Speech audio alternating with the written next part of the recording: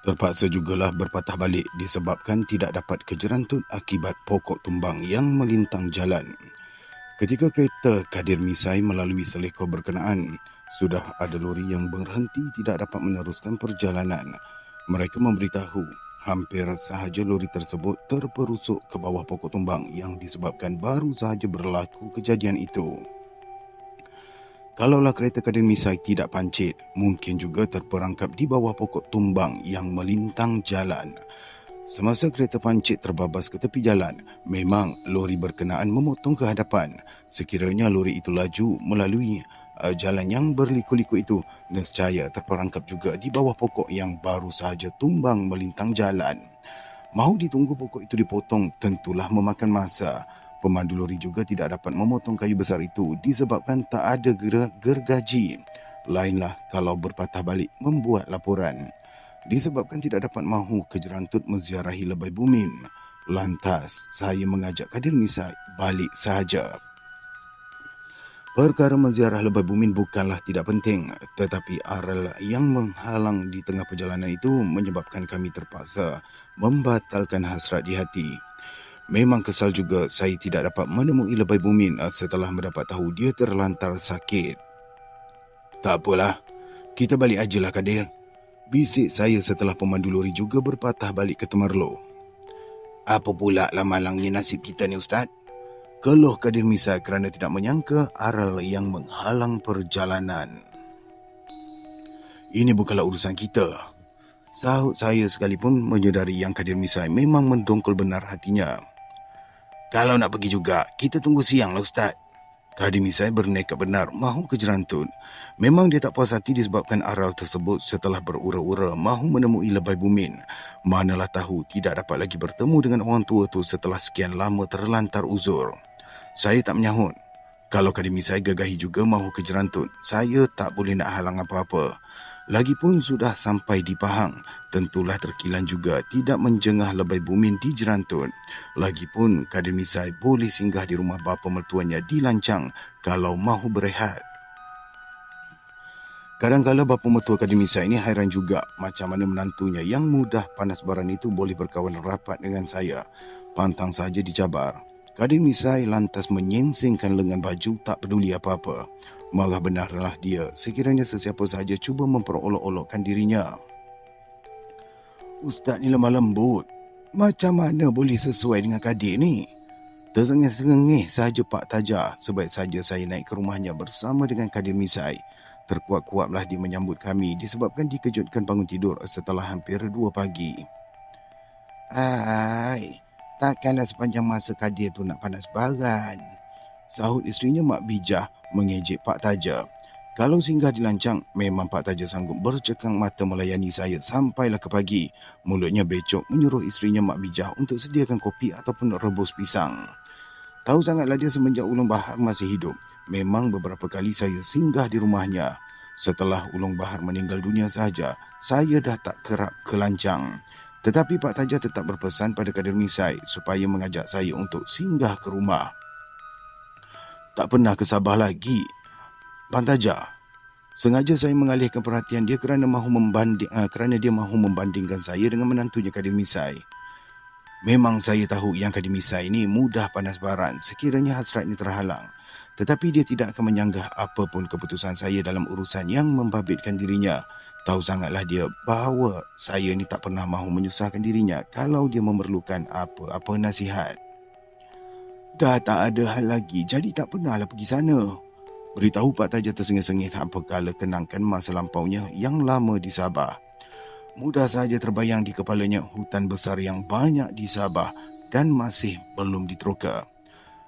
Akibat hutan besar itulah, jalan raya juga melalui kawasan hutan yang menyeramkan. Tetapi Pak Taja ni tak pernah bimbang sekiranya dia ajak ke tengah hutan. Tatkala diberitahu mengenai orang dari Semenanjung yang hilang di hutan, penduduk-penduduk kampung segera menemui Pak Taja. Dia diharapkan membantu beberapa orang pawang di situ untuk mencari Usin Todak yang hilang semasa masuk bertapa. Penduduk-penduduk kampung tahu memang Usin Todak mengamalkan ilmu bertapa di tengah hutan yang sepi. disebabkan lama bekerja di Sabah. Teringin jugalah dia mahu mencuba amalan Tok Sitam yang boleh menghilangkan diri apabila dibacakan mantra jampinya. Sudah lama Usin Todak menyimpan keinginan setelah mendengar kehebatan Tok Sitam. Bukan setakat boleh menghilangkan diri, tetapi boleh terbang laksana burung dalam sekelip mata saja. Dia sekadar menyuruh Usin Todak untuk pejamkan mata. Kemudian terasa tubuhnya melayang. Sebaik saja Usin Todak membuka mata, tiba-tiba saja didapatinya tercegat di pucuk pokok tinggi yang mengawan bersama dengan Tok Sitam. Bila-bila Tok Sitam sanggup untuk turunkan amalannya, asal saja Usin Todak mampu lakukan petua-petuanya. Tetapi Pak Taja sengaja mengusik kawannya itu kerana terlalu gairah mahu mengamalkan bertapa di tengah hutan. "Senanglah kamu kalau nak balik ke Semenanjung, terbang aja," ujar Pak Taja semacam tidak bersetuju dengan hasrat kawannya yang mahu sangat mengamalkan bertapa di tengah hutan. "Apa-apa hal kita cubalah dulu Taja," sahut Usin Todak kesal dengan sikap Pak Taja seolah-olah mahu melemahkan semangatnya. "Dulu bolehlah belajar ilmu macam ni," tegas Pak Taja sengaja menasihatkan kawannya. "Sekarang kan kapal terbang dah ada. Kalau nak terbang kau naik je lah kapal terbang." Tersengih-sengih dia mengerling Usin Todak. "Tak sama terbang macam tu lah." Usin Todak mencebik bibir kerana dipersendakan oleh Pak Taja. Perkara terbang bersama dengan Tok Sitam tak sama dengan menaiki kapal terbang yang melangkaui laut balik ke Semenanjung. Tetapi Tok Sitam boleh melayang dalam sekelip mata ke atas pucuk pohon yang tinggi mengawan. Seisi kampung tahu mengenai Tok Sitam yang mampu mengawal kampung sekiranya berlaku kecurian kerbau ataupun lembu di mana-mana. Jangan siapa sahaja berani mencuri di dalam kampungnya selagi Tok Sitam terconggok. Bila-bila sahaja Tok Sitam akan terbang di udara memerhatikan siapakah pelaku perbuatan mencuri di tengah kampung. Mudah sahaja dia mencekak tengkok kalau pencuri itu cuba berkeras mahu melawan. Sekaligus Tok Sitam akan terbangkan pencuri dengan kerbau ataupun lembu yang dicuri itu naik sampai ke pucuk pohon yang paling tinggi. Apabila siang hari, Tok Sitam akan bawa orang-orang kampung memerhatikan pencuri yang terkial-kial di atas pokok 7-8 pemeluk di pinggir hutan bersama dengan kerbau yang terselit di celah dahan. Selagi pencuri itu tidak mengaku bertaubat, jangan mengulangi lagi perbuatan terkutuk demikian. Memang Tok Sitam tidak akan turunkan. Manalah Pak Taja tahu kalau tidak mengalami sendiri terbang bersama dengan Tok Sitam. Lainlah Usin Todak sudah 2-3 kali diuji oleh Tok Sitam sampaikan dia terasa bagaikan mahu muntah terjeluih akibat pening kepala. Macam dibuai mimpi sahaja dirasanya tatkala melayang ke atas pucuk pohon yang menjulang tinggi. Sewaktu melayang turun ke bawah, sengajalah Usin Todak membuka mata hinggakan terasa pitam dia apabila menjunam terlalu laju. Kecut juga perutnya apabila kenangkan akan terhempas ke tanah hingga remuk tulang belulang. Sebab itulah Tok Sitam melarang dia untuk membuka mata semasa diuji demikian. Setelah lulus diuji oleh Tok Sitam, inilah dia dikehendaki bertapa di tengah hutan. Usin Todak hanya perlu siapkan 7 kepal nasi dengan 7 butir garam sahaja. Tok Sitam perintahkan dia duduk di celah banir perdu pokok 7-8 pemeluk dengan mengamalkan petua-petua yang diberikan. Memang Tok Sitam mengingatkan dia supaya tidak membuka mata sepanjang bertapa di perdu pokok berkenaan. Usin Todak tidak perlu bimbang. Setelah membuang pakaiannya, dia perlu duduk di atas tumit dengan lutut yang tertumpu ke bumi. Hari pertama sahaja, dia amalkan petua tersebut. Tok Sitam memberi jaminan siapa pun tak akan melihatnya di situ lagi. Kalau petua itu tidak diikut pantang larang, selamanya lah Usin Todak akan hilang tidak kelihatan oleh sesiapa lagi. Bukannya mudah pula mahu pulihkan sekiranya hilang dalam masa amalan bertapa dibuat. Selepas Usin Todak bernekat mahu mengamalkan petua yang diberikan oleh Tok Sitam itulah isterinya Bimah memberitahu kehilangan suaminya. Terpaksa juga diberitahu ketua jabatannya mengenai Usin Todak yang hilang setelah masuk ke hutan. Siapa pun tidak diberitahu tujuan dia masuk ke hutan selain daripada dikatakan tersesat tatkala berburu. "Kita kena cari Tok Sitam juga ni," ujar Pak Taja setelah diberitahu oleh beberapa orang yang membantu mencari Usin Todak. "Di mana nak cari Tok Sitam tu?" Bomoh Supin mengeluh pendek apabila didesak oleh Tok Taja, Pak Taja yang mahu menemui Tok Sitam. "Tentulah Tok Sitam yang dapat pulihkan dia kalau dia hilang masa bertapa," Pak Taja tetap menuduh kawannya itu sudah melanggar pantang larang petua yang diajarkan oleh Tok Sitam. Aku pernah dengar nama Tok Sitam tu. Jelas Bomo Supin macam hairan apabila disebut Tok Sitam di hadapannya. Disebabkan siapa pun tak tahu di mana Tok Sitam, terpaksalah mereka mengharapkan Bomo Supin berusaha mencari tempat Usin Todak menghilangkan diri. Pak Taja juga diharapkan oleh Bimah dapat membantu supaya suaminya yang hilang di hutan ditemui semula. Sewaktu meninggalkan rumah, memang Bimah diberitahu oleh Usin Todak mahu memburu di hutan bersama dengan Tok Sitam. Mereka berdua sama-sama tidak balik semula ke kampung. Hutan di Sabah tak sama dengan Semenanjung. Manalah Usin Todak tahu mengenai ceruk penjuru hutan Sabah yang tak dapat dicari laluan arahnya. Lainlah kalau hutan di Semenanjung, memang Usin boleh mengagak ke mana tembusnya kalau sesat di tengah hutan pun. Tahu sangatlah Bimah apabila Usin Todak sesat di hutan Bidur mencari petai sampai tidak bersua jalan pulang. 3 hari di meranduk hutan tebal itu, lantas juga ke jalan besar berhampiran dengan Tanjung Malim. Letih lesu jugalah dia tersesat di hutan. Tetapi Usin Todak tidak bimbang apa-apa. Dia masih boleh mencari pedoman sekiranya tersesat di hutan Semenanjung. Memang di Sabah tidak sama dengan di Semenanjung. Kalau sesat di tengah hutan, ke mana lagilah Usin Todak mahu mencari pedoman? Apalah kalau berpisah dengan Tok Sitam setelah tersesat jauh. Ketika melihat kesan nasi bersepah-sepah di perdu pokok berbani lebar, lantas Bomo Supin menyuruh beberapa orang memeriksa sekeliling pokok berkenaan. Pak Taja juga melihat ada kesan perca kain hitam dengan kesan kapur sirih di situ. Memang kat sinilah dia betapa, gerutu Bomo Supin setelah cam kesan rimah nasi itu yang masih lagi baru. Sekarang ni kita sama-sama ikhtiarlah Taja. Bomo Supin mengingatkan kawannya yang dari Semenanjung tu. Dia sendiri tahu mengenai Pak Taja mampu menggunakan amalan dan petua semenjak beberapa tahun dia bertugas di Sabah. Sudah menjadi kebanggaan mereka yang tinggal jauh di pedalaman akan membalas dendam sekiranya gadis-gadis mereka dipersia-siakan oleh lelaki dari bandar. Apalagi mereka yang datang dari Semenanjung sengaja mahu mencari gadis di pendalaman. Tidak bertangguh, mereka akan gunakan bomoh biar kemaluan lelaki itu berpindah ke dahinya. Rasakanlah betapa malunya lelaki itu yang mahu keluar rumah apabila kemahuan sudah dialihkan ke dahi, macam belalai gajah yang tergantung. Sebab itulah mereka bimbang mahu mengganggu gadis-gadis di pendalaman apabila kenangan kemaluan akan dialihkan ke dahi. Sudah beberapa orang kawan mereka mengalami kejadian yang memalukan itu. Ketika inilah mereka mengharapkan Usin Todak pulihkan semula permainan ilmu hitam yang mengerikan sekalipun ada masanya mereka sekadar dianiaya. Mudah sangatlah orang-orang di pedalaman membalas dendam asal sahaja ada gadis mengadu mereka dipersia-siakan. Mereka ni tak peduli sama ada gadis berkenaan sengaja mahu memerangkap lelaki yang menarik perhatiannya. Tetapi Usin Todak tidak akan melakukan bersendirian. Apabila Jusoh diganggu kejadian demikian, tiba-tiba Jusoh mendapati yang kemaluannya berpindah ke dahi apabila dia mahu pergi bersiap-siap ke tempat bertugas.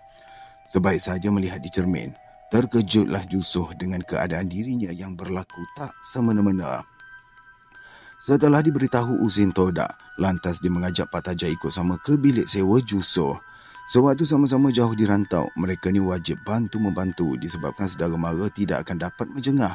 Memang Pak Taja pun tahu sangat kejadian demikian sekiranya mereka mahu membalas dendam. Tahu sangatlah dia, Jusoh bukanlah suka sangat berpeleseran tidak menentu. Tetapi dia mengaku terlepas cakap hingga menyakiti hati seorang janda dari pedalaman. Dia sendiri tidak menerangkan sangat bagaimana punca terperangkap dengan perempuan itu kepada Pak Taja. Dalam masa Usin Todak menyediakan 3 kerat tebu hitam dengan pucuk labu dijampi dengan lada hitam yang bercampur garam. Pak Taja sekadar mengisar tapak tangannya, kemudian dia menekan ibu jari kanan ke tapak tangan kiri, lantas membacakan. Di sini ada doanya tetapi saya akan skip kawan-kawan. Baik, kita teruskan. Serentak dengan itu, Jusoh jatuh berguling terjerit-jerit menahan kesakitan. Usin Todak juga lantas meramas-ramas tebu hitam yang berkulit keras itu hingga hancur laksana rami padi yang dimamah lembu. Hairan jugalah mereka yang melihatnya bagaimana tebu keras itu boleh diramas-ramas mudah oleh Usin Todak. Sebab itulah Bomo Supin tahu sangat memang Pak Taja bukan boleh diperolok-olokkan. Sampai sembuh Jusoh, tidak mengharapkan sesiapa pun di situ, hanya terserah pada Pak Taja dan Usin Todak. Tetapi Usin Todak tidak cukup dengan kebolehannya selama ini. Dia masih lagi mengharapkan Tok Sitam untuk mengajarkan amalannya. Sekarang kamu jangan jadi harimau, sembunyikan ku Taja. Macam mana ayat dia ni? Sekarang kamu jangan jadi harimau, sembunyikan ku Taja. Mungkin mantra macam tu lah kot kan. Baik, kita ulang balik. Sekarang kamu jangan jadi harimau, sembunyikan ku Taja. Oh, faham. 2-3 kali ulang baru faham. Dia minta Taja tu untuk sembunyikan dia. Jangan mengada nak jadi harimau. Baik, kita ulang lagi sekali, maafkan saya.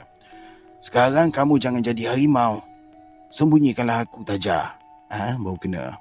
Bomoh Supin mencebik bibir sambil berkeliling pokok besar yang berbanir lebar itu. Saya bukan harimau lah Pak Supin. Sahut Pak Taja tersengih-sengih mengusik Bomoh Supin. Sebab itulah saya tak ada kuku, ujarnya terus duduk bersandar pada sebatang pokok terap. Jangan cakap macam tu Taja. Lantas Bomoh Supin keraskan suara. Dalam saat demikian, dia tidak mahu Pak Taja bergurau. Mereka masuk jauh ke tengah hutan semata-mata mahu selamatkan Usin Todak. Beberapa orang yang turut membantu sentiasa mengharapkan usaha mereka ni secara amalan petua. Perkara hilang di hutan bukanlah boleh dibuat main. Tu ayat dia. Semua pihak bertanggungjawab setelah aduan dibuat mengenai kehilangan Usin Todak semasa berburu ke hutan. Bomoh Supin juga perlu membuktikan yang dirinya ikhlas dalam membantu usaha demikian. Kalau dia tidak berusaha keras, tentulah masyarakat akan menuduhnya menggunakan kebolehan menjadi bomoh untuk mencari faedah sendiri-sendiri. Tetapi jauh di sudut hatinya, dia sekadar mahu berbakti mengikut kemampuan dirinya. Bukan mudah mahu meyakinkan orang ramai mengenai amalan dan petua kerana siapa pun tak dapat melihat perkara yang di luar jangkauan akal manusia. Sebab itulah tersinggung juga hatinya apabila Pak Taja masih lagi juga mahu berolok-olok. Tetapi ketika ini Pak Taja belum pun mencecah umur 40 tahun. Kalaulah dia tidak gagah mempelajari petua dan amalan dari ulung bahar, memang terumbang-ambing dia tatkala berada jauh di rantauan orang. Tetapi sejak umurnya 20-an lagi, Pak Taja sudah mendesak ulung bahar. Dia sanggup bercekam mata sampai ke pagi. Kalau ulung bahar mendesaknya buat solat sunat tahajud sampai 100 malam. Sepanjang malam Pak Taja disuruh berzikir hinggakan terasa seluruh badannya dirayapi semut yang beratus-ratus ekor. Baik, sekiranya anda telah sampai ke minit ini, jangan lupa untuk tekan butang like, tekan butang subscribe dan share kepada kawan-kawan lain yang mungkin tak tahu lagi channel ini menceritakan kisah-kisah daripada novel-novel yang bagi saya vintage. Okey, sebelum tu jom kita selawat. Allahumma salli ala Sayyidina Muhammad wa ala alihi Sayyidina Muhammad. Alhamdulillah, selawat pun selesai. Jom kita sambung. Memang dia tidak bersetuju sangat apabila Usin Todak berkeras mahu mengamalkan petua Tok Sitam bertapa jauh di tengah hutan. Tetapi Usin Todak tak peduli apa-apa. Perkara dia mahu mengamalkan petua semasa bertugas di Sabah tidak ada sangkut paut dengan kerjanya di pejabat. Dia boleh ambil cuti sampai seminggu sampaikan amalan Tok Sitam selesai.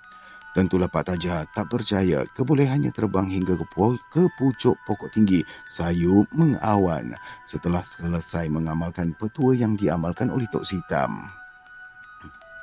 Biarlah Pak Taja mengejeknya dalam tempoh dia masuk ke hutan bertapa di bandar pokok sebesar 7-8 pemeluk.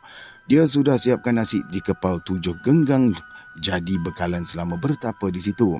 Tok Sitam sendiri beritahu tentu akan menjelma lembaga bersayap di sisinya mengajar dia terbang hingga ke pucuk pokok berkenaan.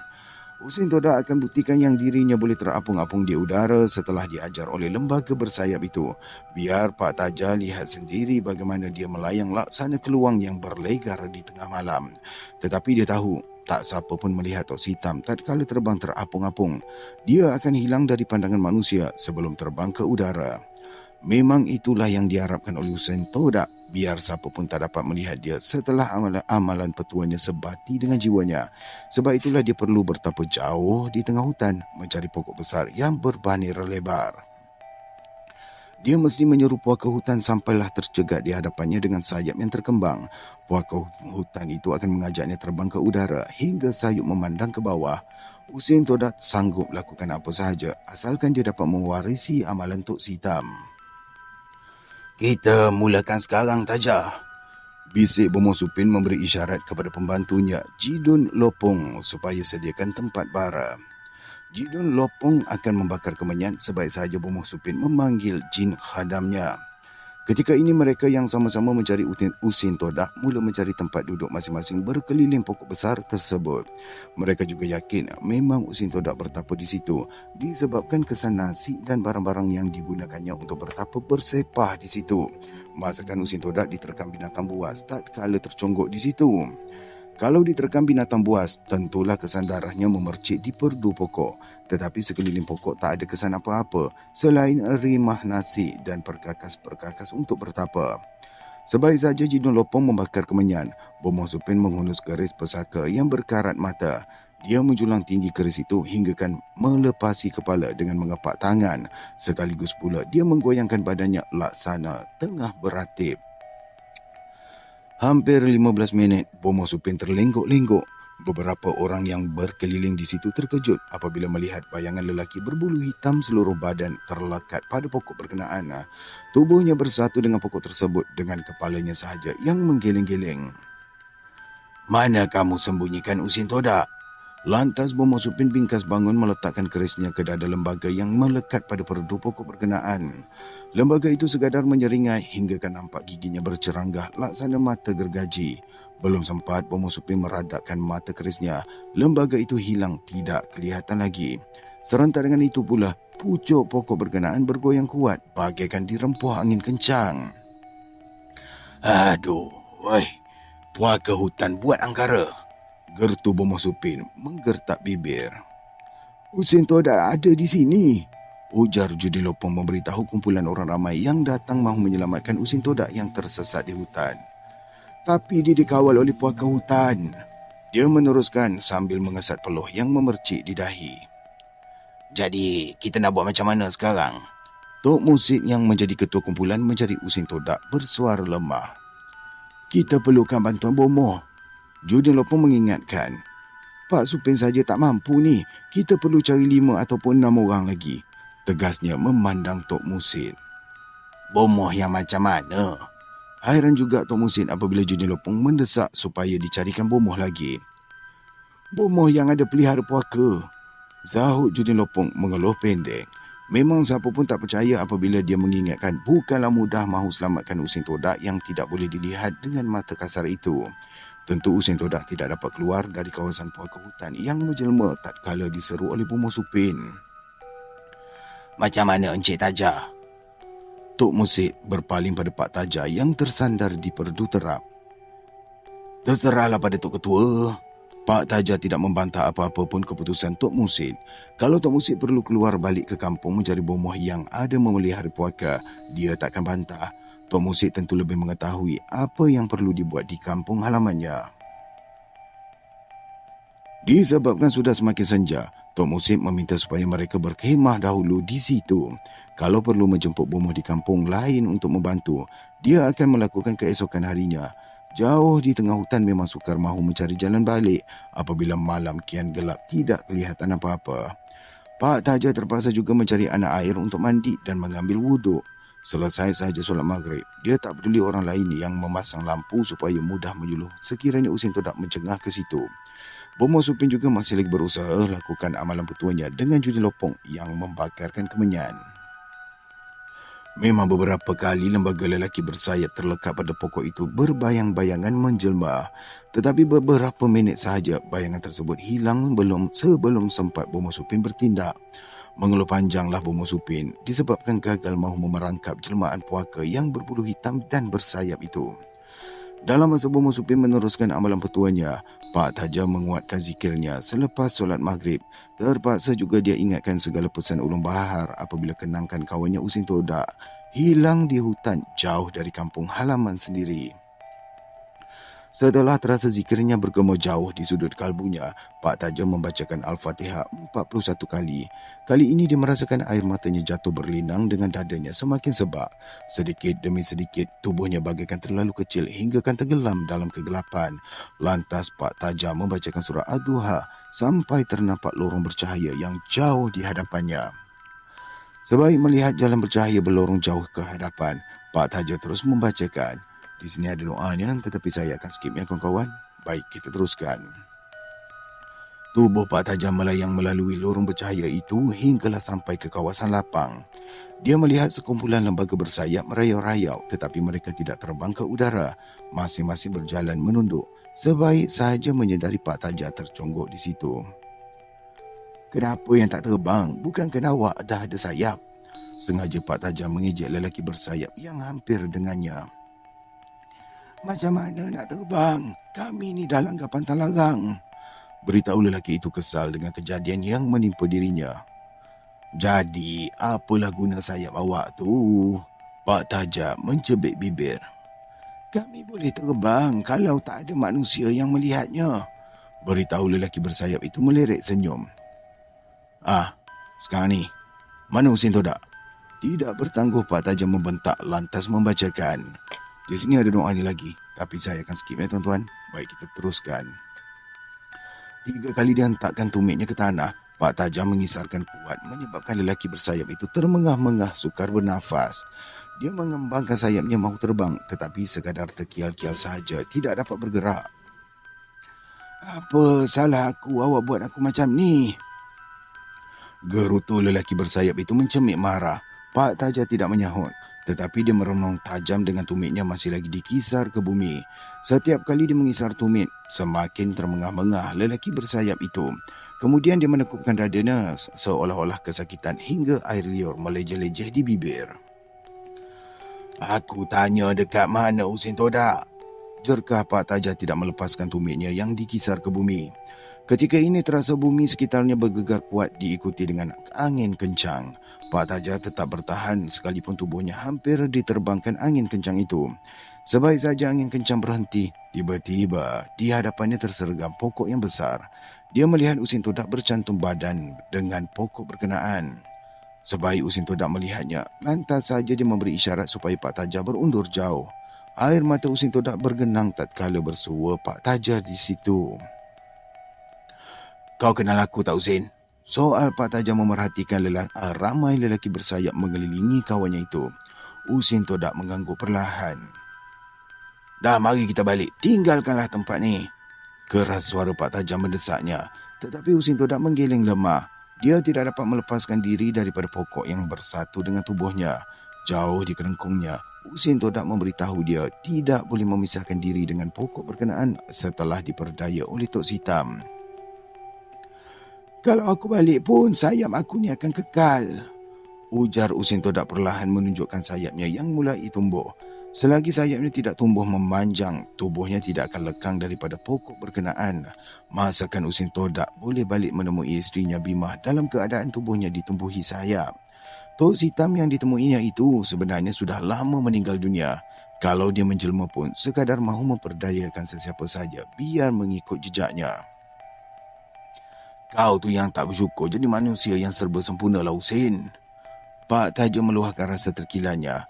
Kenapalah Husin Todak mencari sesuatu yang tak mampu dicapainya, sedangkan ilmu Allah meliputi 7 petala bumi, 7 petala langit.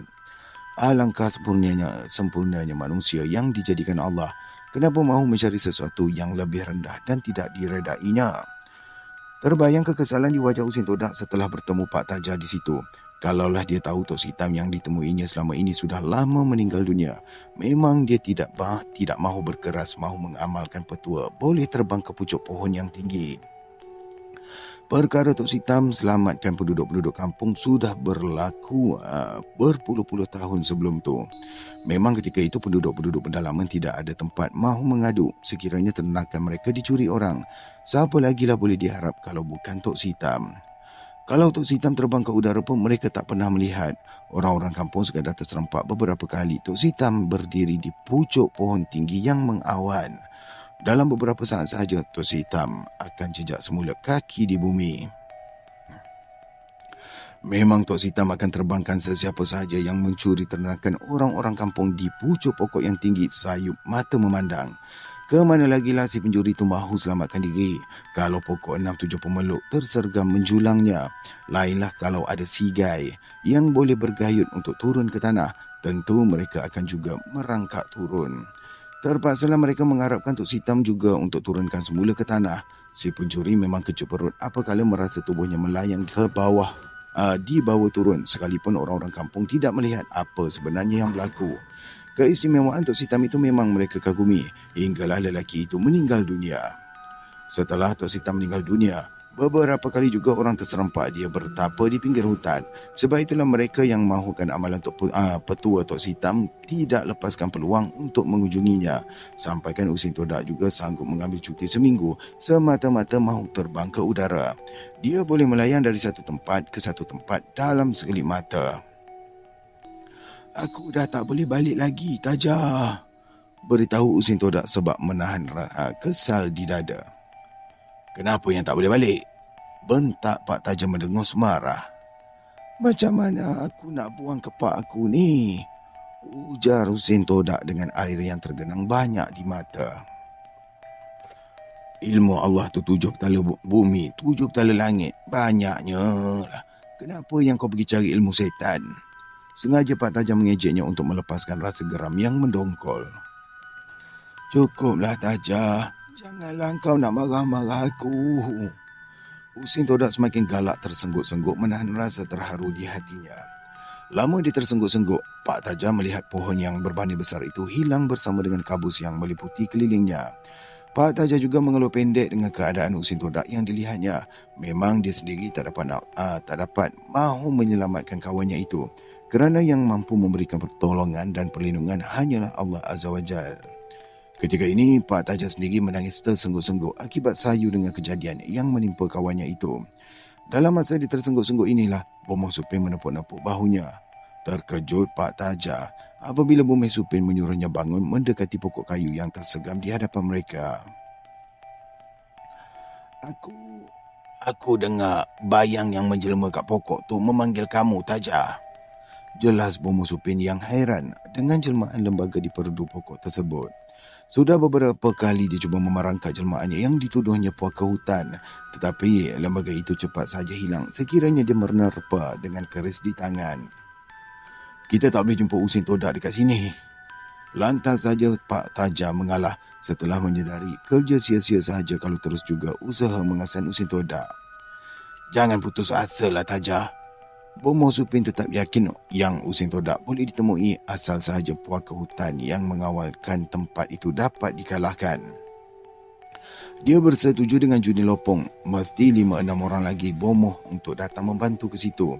Setiap Bomoh akan melepaskan jembalang masing-masing supaya menyerbu ke tengah hutan belantara.